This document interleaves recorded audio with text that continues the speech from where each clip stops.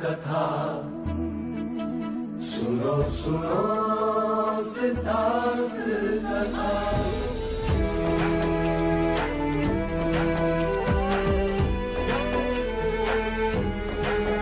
संसार में दुख का कारण क्या,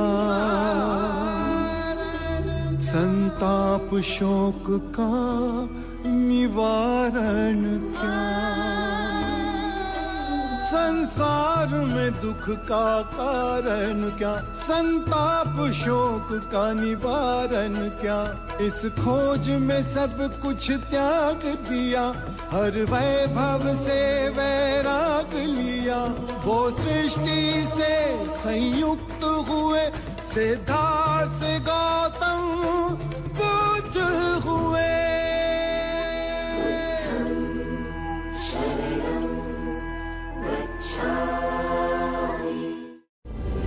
आज मैं राजगृह की ओर प्रस्थान करूंगा। इतने शीघ्र? मैंने मगध नरेश बिंबिसार को ये वचन दिया था कि दिव्य ज्ञान प्राप्त होते ही मैं उन्हें ये संदेश सुनाने आऊंगा।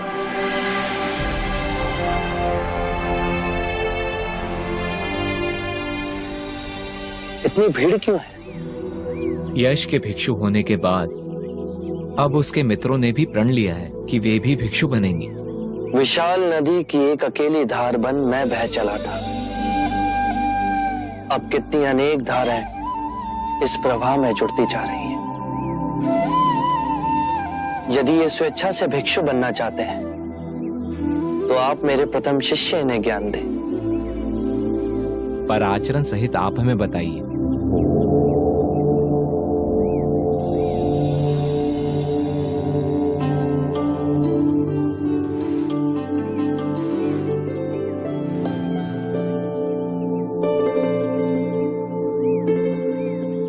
आप लोग अंदर आ जाइए। जो भिक्षु बनना चाहते हैं उन्हें अपने केश और दाढ़ी के बाल त्यागने होंगे।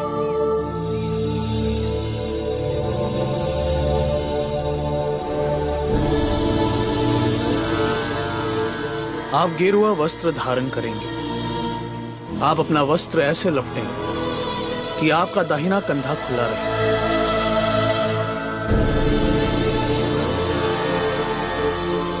अब आप बुद्धा के प्रथम शिष्यों में से किसी एक से दीक्षा ग्रहण करेंगे।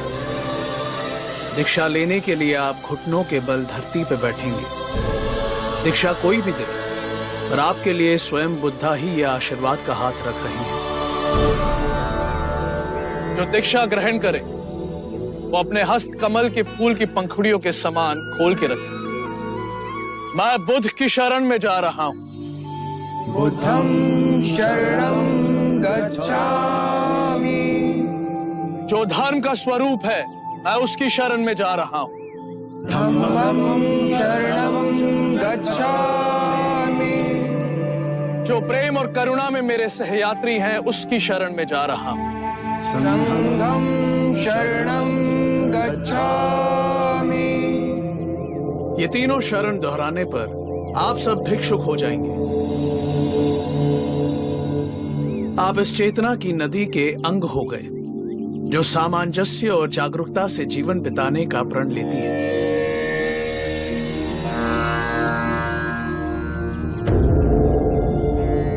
मेरी अनुपस्थिति में आप सबको पूर्ण अधिकार है। आप संघ में और भिक्षुओं को दीक्षा दें। जो भी भिक्षु बनना चाहते हैं और यहाँ आने में असमर्थ है वो अपने गांव में, अपने घर में, अपने परिवार में और अपने मित्रों के समक्ष भिक्षुक बन सकते हैं। उच्चतम नैतिक चरित्र का उदाहरण बनना है और अनुशासन किसी और को दिखाने के लिए नहीं, स्वयं अपने लिए है।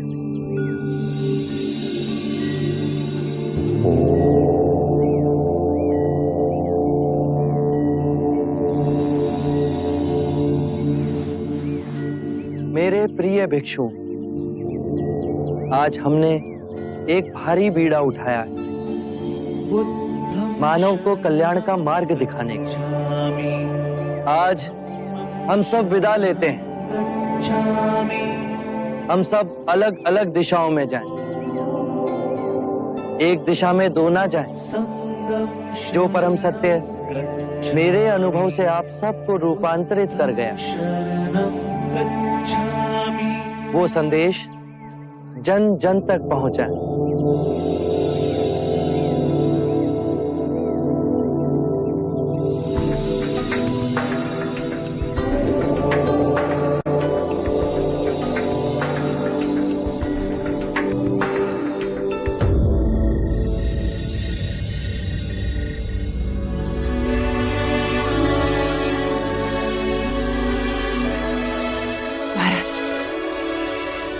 इतनी रात्रि हो गई, नंद अभी तक नहीं आया।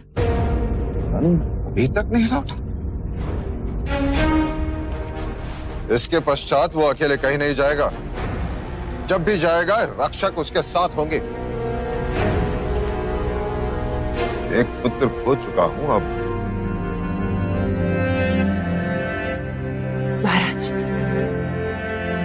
ऐसा ना कहें। आपके उस पुत्र ने आपका नाम इस संसार में उजागर किया है। हाँ,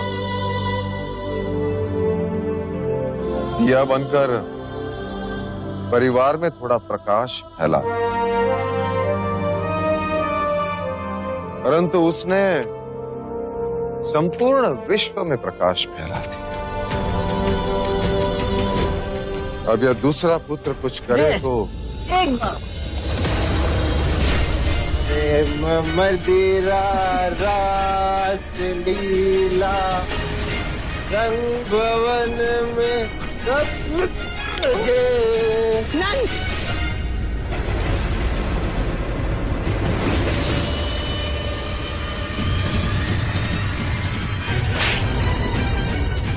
बस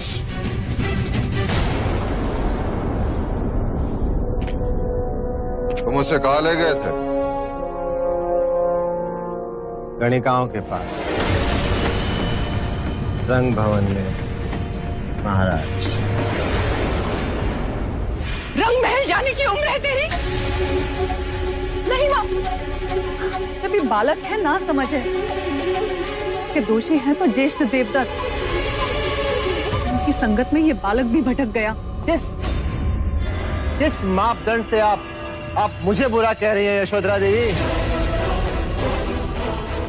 महाराज, मैंने किसी को भी उसकी इच्छा के विरुद्ध कुछ नहीं करवाया। हाँ महाराज, मैं वहां अपनी इच्छा से ही गया था।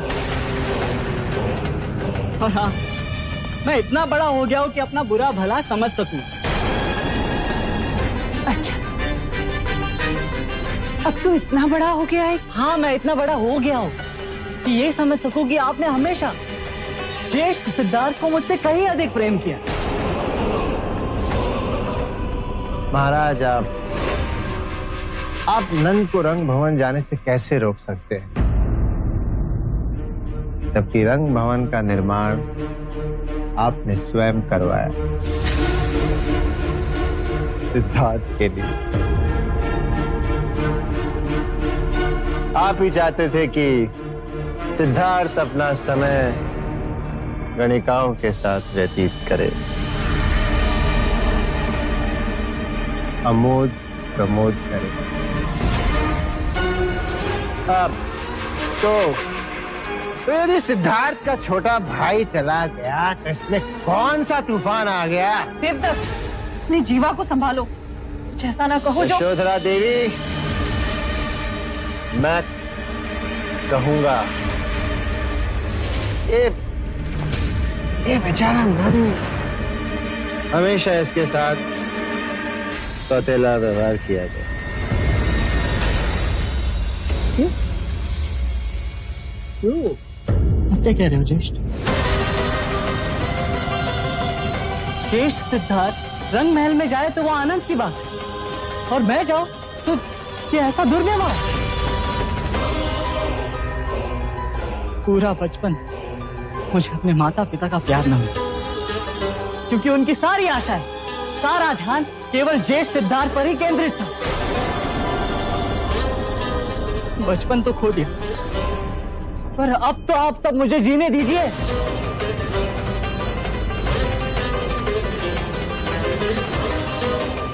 नंद, रुको नंद, रुको।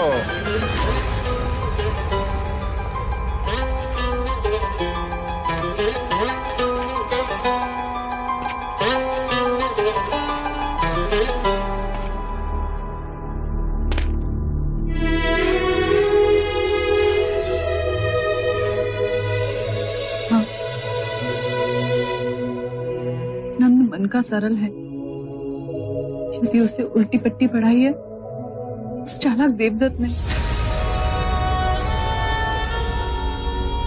पर वो शब्द जिससे उसने अपने माता पिता का कलेजा फेरा, वो तो उसी के थे ना। एक पिता का धर्म निभाया,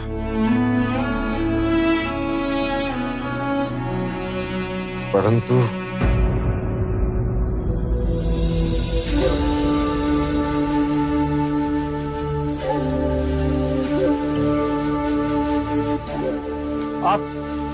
आप इस ओर से आ रहे हैं मुनिवर? इस ओर से आपने इसी लड़की को भागते हुए देखा है? नहीं तो क्यों? डायन है। कल रात उसने मदिरा पिला हम तीनों को बेइज्जत कर दिया। सुबह जब आंख खुली तो देखा हमारा सारा धन लूट के ले गई बिना कारण। मुनिवर, हम उसे आनंद प्रमोद के लिए वाराणसी ले जा रहे हैं। उसने आप सबका बोझ कम कर दिया, पर आप अब तक उसका बोझ उठाए घूम रहे हैं। आप हमारा उपहास कर रहे हैं। उस लड़की से कहीं अधिक चिंतित हम अपने मूल्यवान आभूषणों के लिए हैं। जो लुट गया वो मिलेगा तो नहीं। अरे इतना धन था कि आपने कभी देखा भी नहीं होगा। सच तो यह है कि उस नारे के पीछे हम मतवाले हो गए। उसके सौंदर्य ने हमें लूट लिया, अन्यथा ऐसा कदापि ना होता। वो तो आप सबको अब भी लूट रही है। धन उसने तुम्हारे बीते काल में चुराया, पर वो तुम्हारा वर्तमान भी लूट रही है। एक बात बताइए, क्या वो लड़की इस समय तुम्हारे लिए इतनी व्यथित है जितने कि तुम इस समय उसके लिए व्यथित हो? भला वो क्यों व्यथित होगी? तो फिर आप क्यों व्यथित हो रहे हो? जो लुटा वो भूतकाल में लुटा, उसे पकड़कर जो दंड दोगे वो भविष्य काल में होगा। तुम्हारा वर्तमान अभी इसी क्षण तुम्हारे साथ है। भूतकाल का बोझा उठा उस भविष्य को बदलने का प्रयत्न कर रहे हो जो अनिश्चित है, और खो रहे हो अपना वर्तमान। बात तो ये सच है। यदि हम इसी क्षण में जिए तो तुम स्वयं को खोज सकोगे, ये समझ सकोगे कि जो तुम्हें दुख दे रहा है वो क्या है। क्या आप अपने आप को जान पाए? और अपने आप को जानने से क्या होगा? अपनी ये बांसुरी दो मित्र। सन्यासी बांसुरी बजाएगा।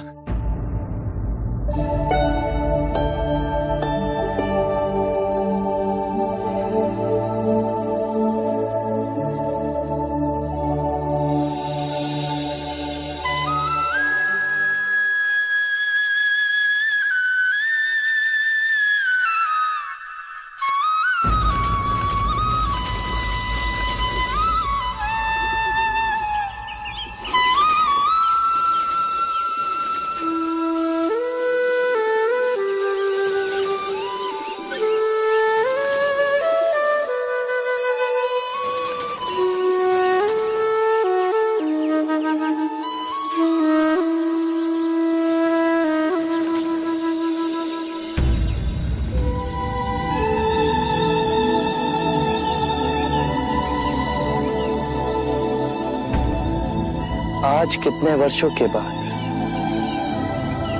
मैंने बांसुरी को अपने होठों से लगाया है।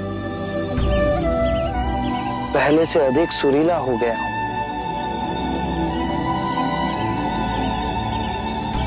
मैंने जान लिया है स्वयं को। यदि तुम बांसुरी मधुर बजाना चाहते हो तो बांसुरी पर इतना ध्यान केंद्रित मत करना जितना अपने वास्तविक सार को पहचानने पर।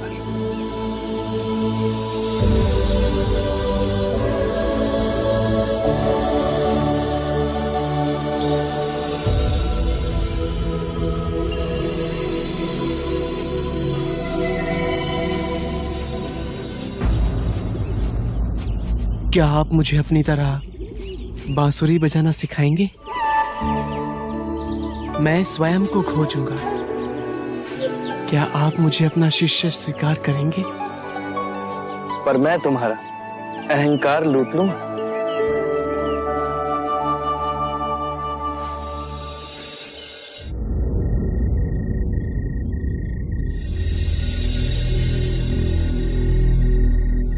स्वाहा स्वाहा स्वाहा स्वाहा स्वाहा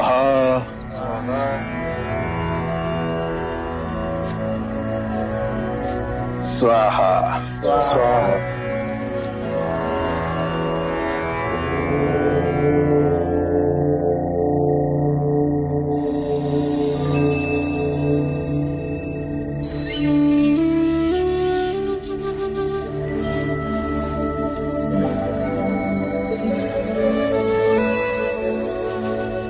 जितनी सुंदर आपकी आभा है, नाम भी उतना ही सुंदर होगा। मेरा नाम सिद्धार्थ गौतम है। ओह, वही जो कहते हैं कि ईश्वर नहीं है। मैं ये नहीं कहता कि ईश्वर नहीं, ये भी नहीं कहता कि ईश्वर है। इस विषय पर कल प्रातः बात करेंगे। अभी रात्रि हो गई है। आज आप हमारे आश्रम में ही विश्राम करें। आइए। यह आश्रम किसका है? यह आश्रम मेरा और मेरे शिष्यों का है। मैं उरुवेला कश्यप हूं। मैंने आपके बारे में सुना है। आप वही उरुवेला कश्यप हैं जो वर्षा ऋतु में मुनियों को छत्र छाया देते हैं। आज रात्रि आप मेरी कुटिया में ही विश्राम कीजिए।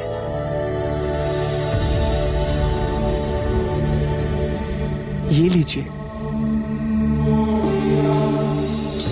मैं पूर्ण ध्यान में बैठ उसके पश्चात ही विश्राम करता हूं। यदि आपकी आज्ञा हो तो मैं इस कुटिया में रात्रि बिता लूं। गुरुजी, वहां एक विषैला सर्प घुसा हुआ है, बाहर नहीं निकल रहा। यदि उसने आपको डस लिया तो? आप निश्चिंत रहें, मैं वहीं विश्राम करूंगा।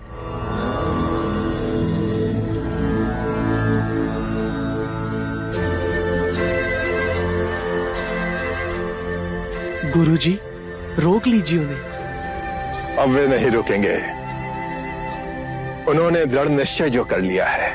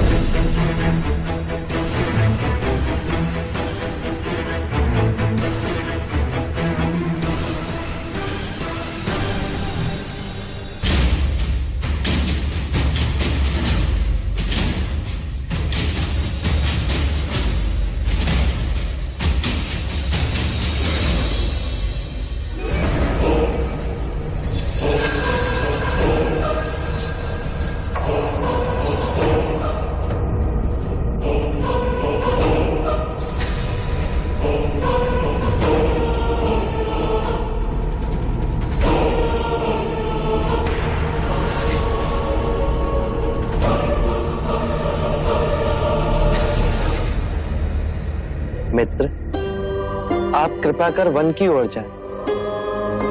ये स्थान आपके लिए असुरक्षित हो गया है। आप कुछ ना करें, तब भी लोग डरकर आप पर वार करेंगे। यहाँ आपके जीवन को संकट है।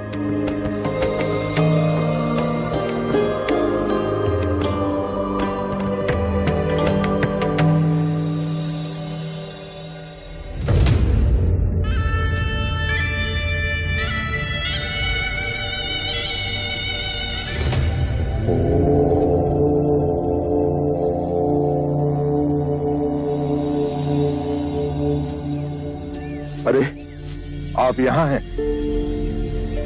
आज जब हम अपने शिष्यों से वार्ता कर रहे थे तो आपको वहां नहीं पाया। मैं वहां उपस्थित नहीं रहना चाहता था। क्यों?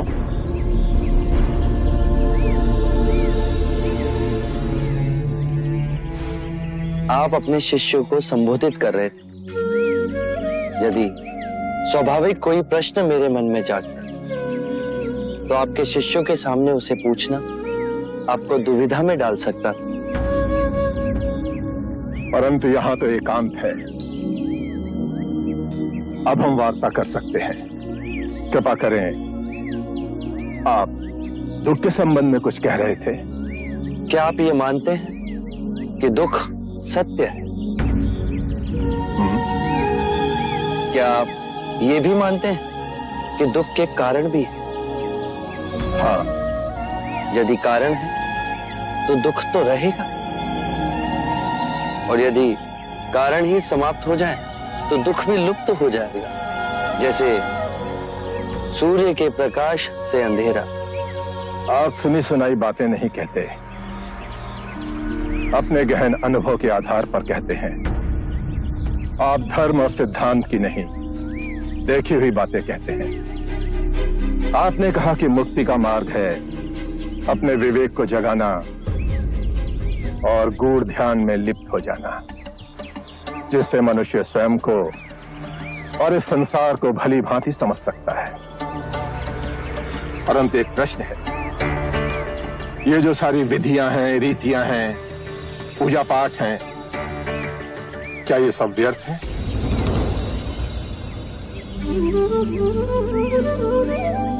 यदि कोई व्यक्ति इस नदी के दूसरे किनारे पर जाना चाहे तो वो क्या करे? यदि जल गहरा नहीं है तो वो चलकर जा सकता है, और यदि जल गहरा है तो वो नाव की सहायता से जा सकता है, या स्वयं तैरकर जा सकता है।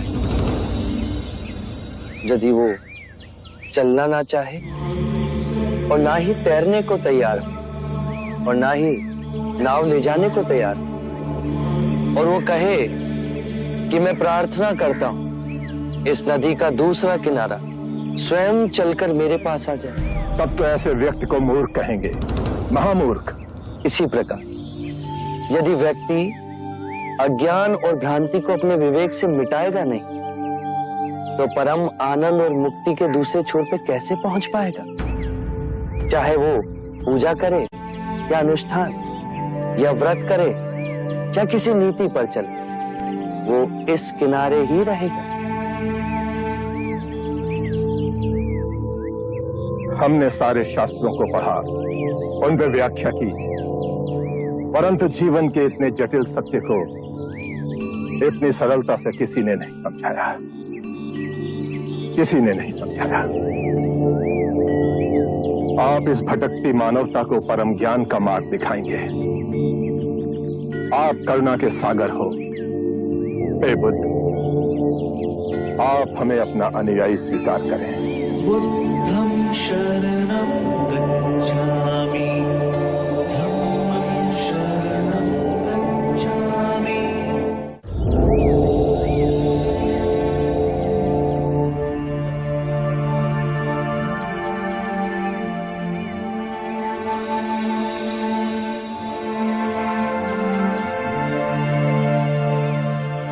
पराक्रमी, हे युग पुरुष, आज बुद्ध की शरण में हम आते हैं, आज धर्म की शरण में हम आते हैं, आज संघ की शरण में हम आते हैं। समय की गहरी नदी में इन दीन दुखियों और भटकती आत्माओं के आप ही नाविक हो। घोर अनर्थ हो रहा है गुरुवार्य, घोर अनर्थ। कोई मोहिनी सिद्धि है उसके पास जो अपने को बुद्ध कहता है। इतना अहंकारी, स्वयं को बुद्ध घोषित कर रहा है। उसके जादू मंत्र को देखिए।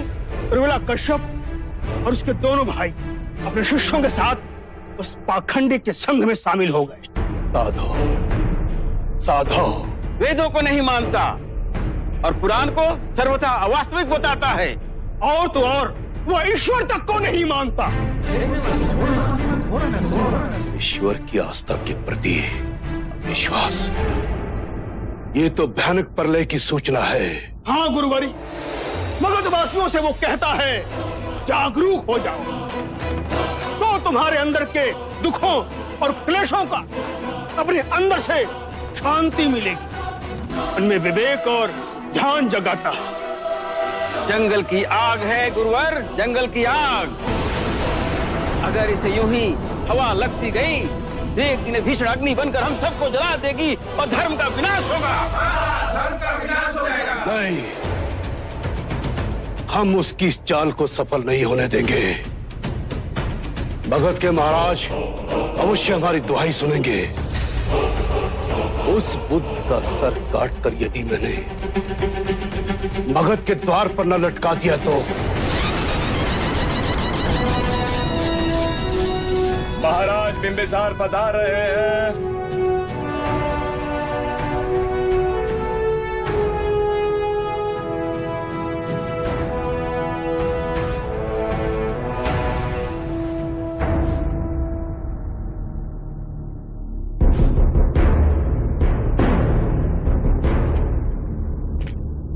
महाराज, एक आंधी आपके विरुद्ध भयानक रूप ले रही है।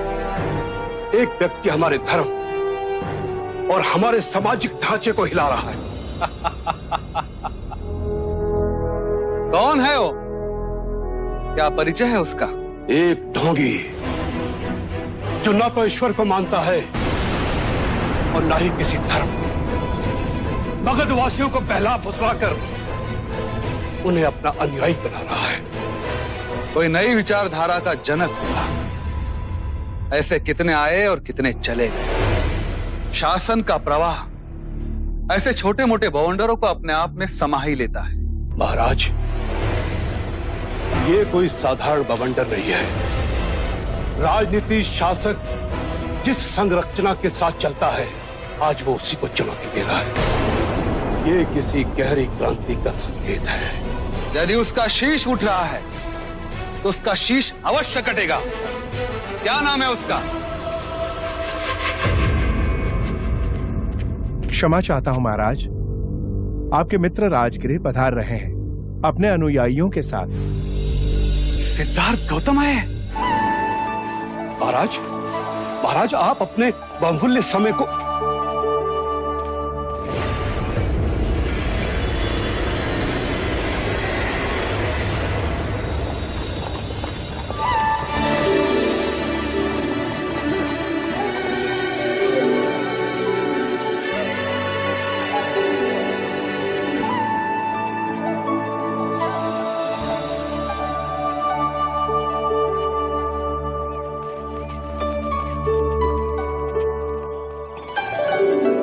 महाराज, आपके स्वागत के लिए वे स्वयं नहीं आए।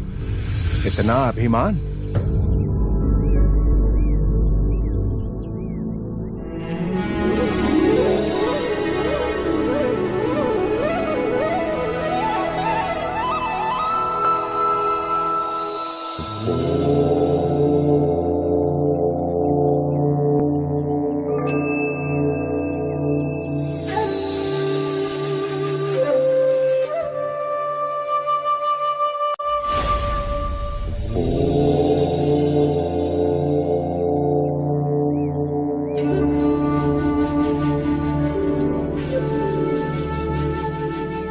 अपने दिए वचन को निभाने मैं आप तक पहुंच गया मगध नरेश। मैं जानता था आप अपना वचन कभी ना तोड़ेंगे, किंतु अब आप वो रहे ही नहीं। कौन हो आप? उरुएला के बच्चों ने मुझे नया संबोधन दिया, बुद्ध।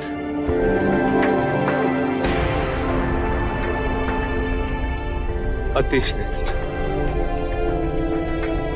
बुद्ध बुद्ध बुद्ध बुद्ध बुद्ध बुद्ध। मैं भी अब आपको बुद्ध ही कहूंगा। सिद्धार्थ से बुद्ध का परिवर्तन अद्भुत है। आपका आभामंडल, आपसे झरता शांति का झरना, आपका अभूतपूर्ण सौंदर्य इस बात की हुंकार दे रहा है कि आप उस परम ज्ञान को उपलब्ध हो चुके हो। और मैं चक्रवर्ती राजा होने के बाद भी निम्न ही रह गया। ये ऊंचता नीचता का विचार ही असत्य है। पहले क्षण आपने मुझे अपनी बुद्धि से देखा, इसीलिए आपको हमारे बीच अंतर का विचार आया।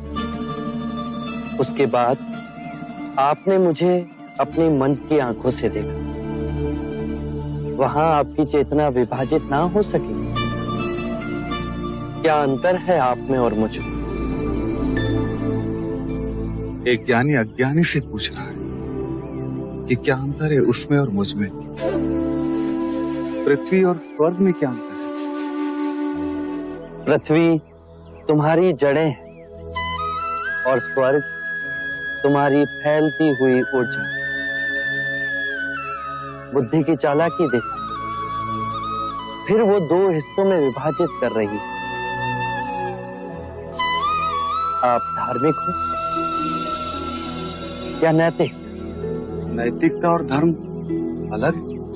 हाँ, नैतिकता स्वर्ग का प्रलोभन देती है, नरक से डराती है, दो हिस्सों में बांटती है। धर्म ऐसा नहीं करता। तो फिर धर्म क्या है? परम ज्ञान क्या है? केवल अनुभूति। स्वयं को जानो, स्वयं को पहचानो। कोई विचार नहीं, कोई जिज्ञासा नहीं, केवल अनुभव। स्वयं को मध्य में केंद्रित रखो, विरोधों से ऊपर उठो। और जब तुम्हें ये अनुभव होगा तो विभाजित कर देखने के बाद स्वयं गिर जाएगी। जैसे पतझड़ में वृक्ष से पत्ते सूखकर स्वयं गिर जाते हैं। मैं भी इस परम अनुभव को उपलब्ध हो सकता हूँ? अवश्य। हम सब में वही चेतना की नदी है जो सूरज, चंद्रमा, सितारे, आकाश गंगाओं में बहती। परम ज्ञान का द्वार हम सब के भीतर है।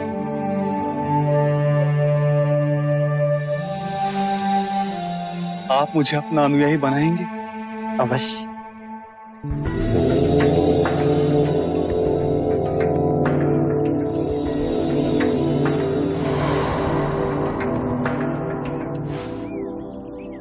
मुझ पर 1 रुपया और कर दीजिए। आने वाली पूर्णिमा आप और आपके सारे भिक्षुक मेरे साथ भोजन के लिए सादर आमंत्रित हैं।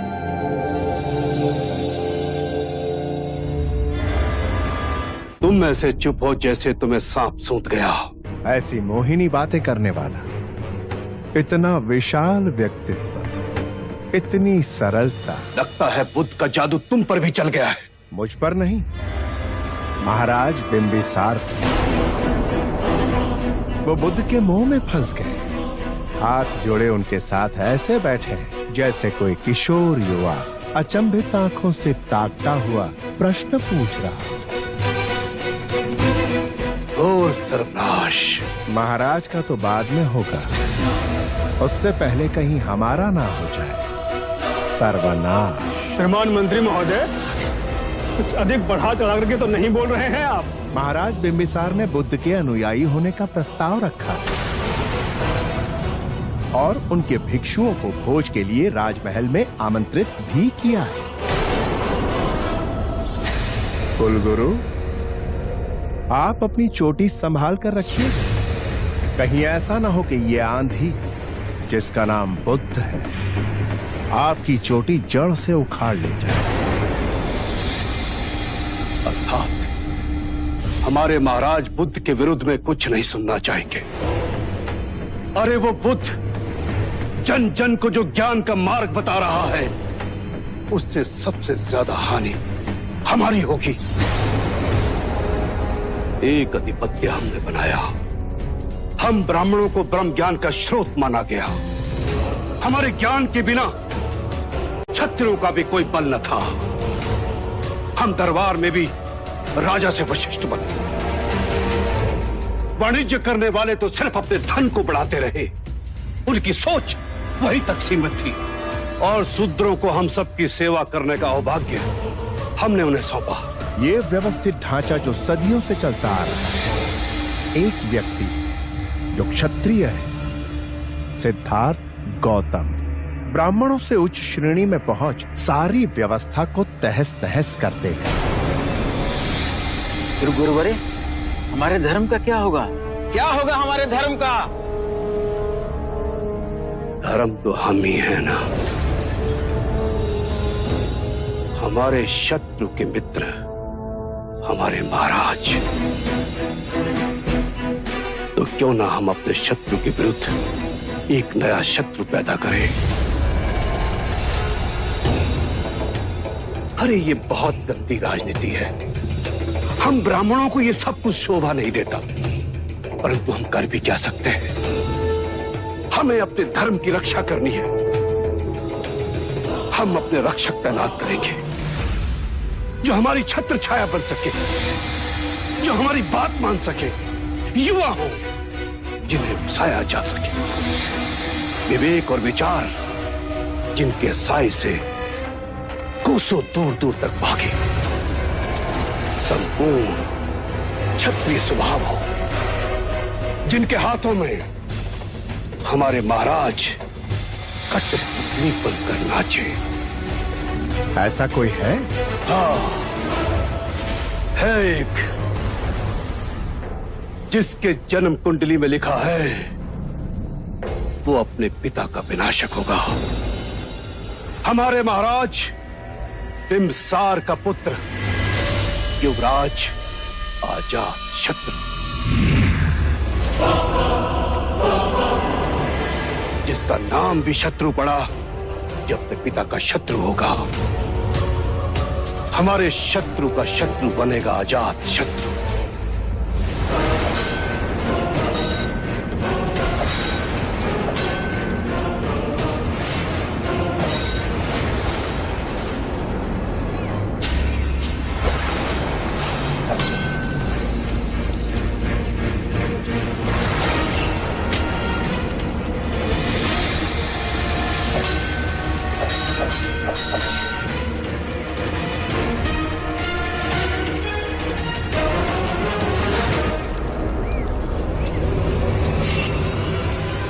युवराज, महाराज ने आपको ताड़वन में उपस्थित रहने को कहा है।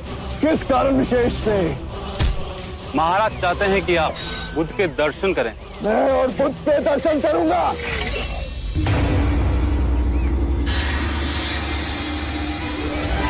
उस क्षत्रिय से जो शत्रक के नाम पे कलंक, जो पलायनवादी, महाराज को भी क्या सूझी। उनसे कहना कि मैं आने में असमर्थ हूं।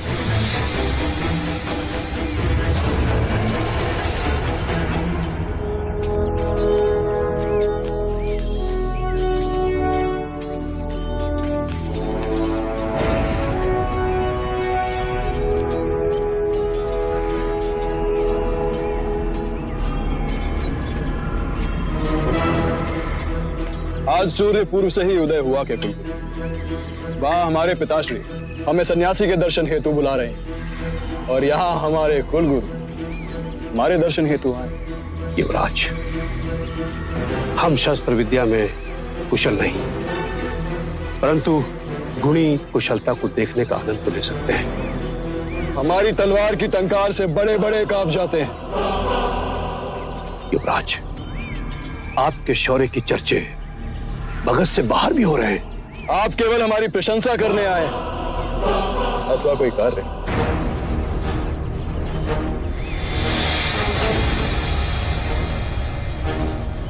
युवराज, मगध की आशाएं आपसे बढ़ गई हैं।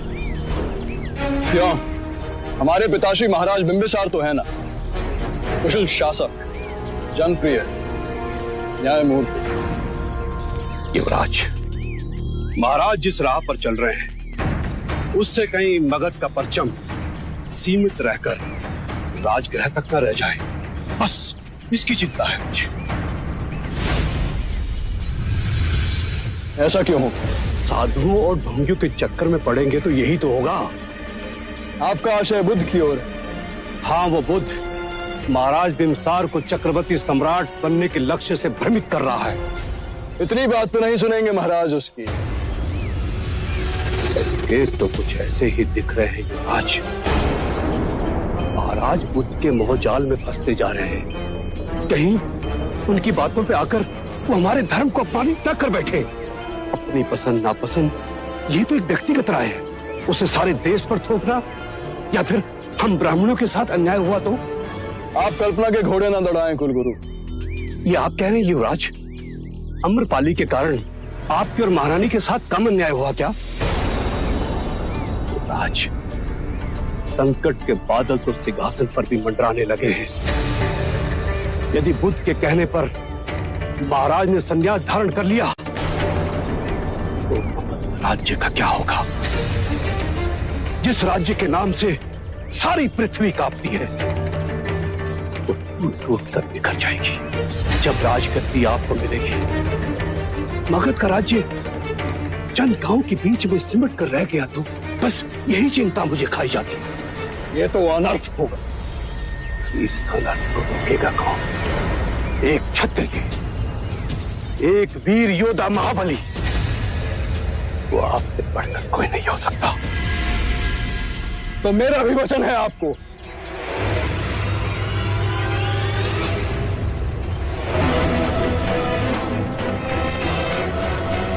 मगध का राज्य चारों तरफ फैलेगा। मैं चक्रवर्ती सम्राट बनूंगा। मेरे नाम का लोग पूरा विश्व मानेगा और हमारे विचार का ब्राह्मण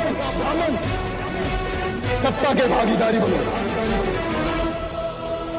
आरंभ हो गई निर्वाण प्रथा, सुनो सुनो ये बुद्ध कथा। अंधविश्वास किसी पर मत करना, चाहे वो धर्म ग्रंथ हो या किसी महानुभाव का कहना, जब तक वो तुम्हारी अपनी बुद्धि और विवेक की कसौटी पर खरा ना उतरे